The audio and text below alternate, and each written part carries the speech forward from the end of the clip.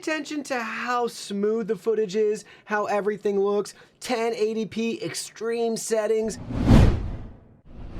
Hey everyone, today in this video, I'm going to be checking out the Samsung Odyssey G3 gaming monitor. If you're interested in the Samsung monitor or you want to find out more about it, the link to it will be in the video description. Here are all the contents. This is really nice. I love the circular design pattern and aesthetic that we have here with the textured back. All of our ports and I/O, we'll tip that up so we can look at them. Power, headphone jack, HDMI, display port, and a service USB port. And now we'll look at the very front for our display. Nice bezel-less frame and design. We have our height adjustment. That's the lowest height setting.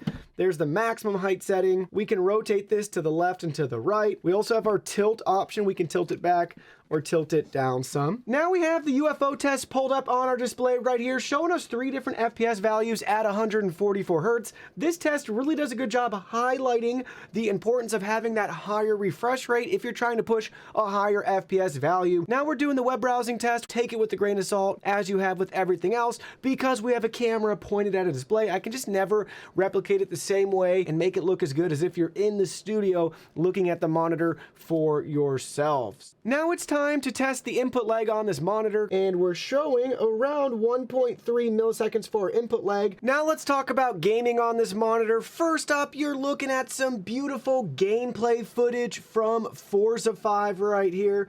Pay attention to how smooth the footage is, how everything looks. 1080p extreme settings. We're getting around, looks like 100 to 120 FPS right here. Now you're looking at Assassin's Creed Valhalla gameplay footage right here. So we're rocking around 100 FPS, give or take, at 144 Hertz, 1920 by 1080p. Look at how smooth and fluid the movement and motion is, just like the driving game. Look at those camera pans and angles. Pay attention to all the fine detail here. Now let's talk about next-gen consoles. First up, we got the PlayStation 5 plugged in and connected to the monitor. Here's our video output information that we're currently showing, 1920, 1080p, 60 Hertz.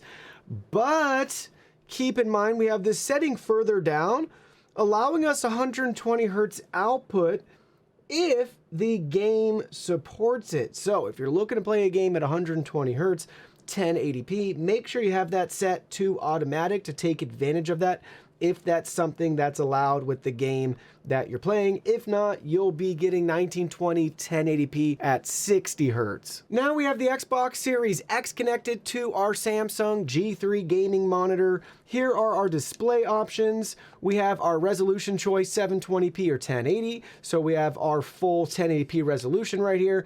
And we have 2 different refresh rate options, 60 Hertz or 120 Hertz. So there we go, 1920 1080p at 120 Hertz using the Xbox Series X and our Samsung G3 gaming monitor. Now let me share with you my final thoughts in regards to the Samsung Odyssey G3. This is a really nice monitor. I'm happy with it overall for a couple of reasons. The first one is for the price that you pay. It's nice that they didn't skimp on the stand. In regards to the picture quality, I'm happy with it overall. VA is smack dab in the middle between IPS and TN, usually in regards to price and performance. We pull some of that TN gaming performance with that 1 millisecond response time, but we don't have as good of viewing angles or color accuracy as we would with an IPS panel. But I think for most people looking at this, you would rather have 1080p, 144 Hertz. If you're not using this for color correcting, I think most of you out there will not care. And if you do care, you can still customize the color if you want within the menu settings.